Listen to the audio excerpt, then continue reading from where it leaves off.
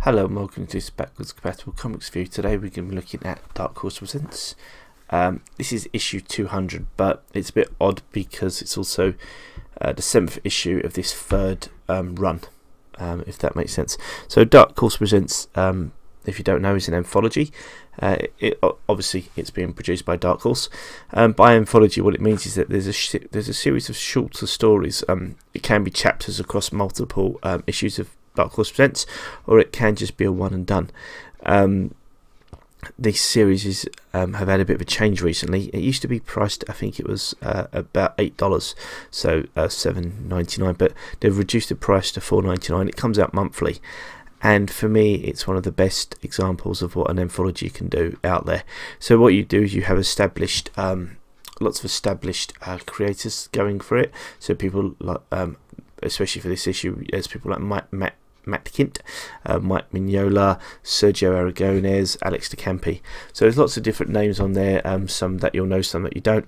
There's also people which some people may not be quite as familiar with, people like Brisson and Damon Gentry, Damon Gentry and Brendan McCarthy. Now these people are do create wonderful things. I think especially in Gentry's case, that he creates Sabretooth Swordsman, which does have a piece in this issue, and it's absolutely brilliant. So what you do is you get a lovely mixture of established and old in terms of characters. Now what's great as well is recently myself and John did a podcast about, which actually came out the same day as this is coming out, and it's all basically about a length of games and how and where we get value from, and that's something that this is great for, because there are some stories which can be quite short. It's short and to the point.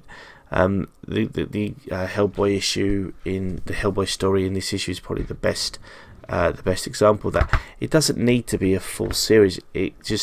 It's called The Coffee Man 2, the rematch, and it's done very quickly, but it still has an impact, as you can see from the artwork that you can see on the screen right now. It's Mignola doing what Mignola does best, writing a great Hellboy story, but it doesn't need to be that long. It's enough. It gives you a morsel, it gives you a taste. There'll be people who have never probably read some of these stories before, and it's a perfect introduction. And for those of us who know it, we don't need the backstory. All we need is a little bit of fun and a little bit of a question to the point, and away we go. And it really does give you that really nice entry point into Dark Horse. So for $4.99, I think personally that it's great value. I do think it makes more sense to have it at this slightly lower price. Presenting wise, I will quickly flick through. It's really nice paper stock. It's very shiny, very. It's a lovely thing to own. And again, obviously, I have got the Hellboy cover, as you can see on the screen as well, from both things. I think there are other covers out there, but for me, Mignola is kind of Dark Horse Presents. The fact that you get lots of Hellboy stories in there just gives it that extra little bit of oomph, because I'm a big Hellboy fan. But do keep an eye out for Matt Kindt's Mind Management, because it's one of the best series out there. I've got to do a review of the volumes because I love them all, and also the Sabretooth Swordsman, because it's very strong. But perhaps one of the top things in it, which I wasn't quite expecting, I will say that completely, was Mermaids by it's Pinot in Mermaids by Gustavo Duarte, I believe that's how you say his name. It's a lovely little story. It's no words. It's all visual storytelling. I think you'll be able to see the pictures coming up, and it really does give. It's a very nice short one and done. But for me, Dark Horse Presents is the best anthology on the stands. It's definitely worth picking up.